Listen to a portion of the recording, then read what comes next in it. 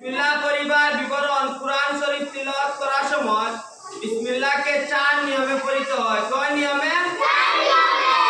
4 নিয়মের নাম হলো অসলে কুল, ফাসলে কুল, ফাসলে আউয়াল, ফাসলে সানি, ফাসলে আউয়াল, ফাসলে সানি। বুঝছনি? অসলে কুল বলা হয় বিসমিল্লাহকে পূর্ববর্তী এবং পরবর্তী সূরা বা আয়াতের সহিত মিলাইয়া পড়াকে অসলে কুল বলে। একসাথে পড়া হইতো বিসমিল্লাহির রহমানির রহিম আলহামদুলিল্লাহি রাব্বিল আলামিন। বুঝছনি? কিতা অসলে কুল, অসলে কুল কিতা কুল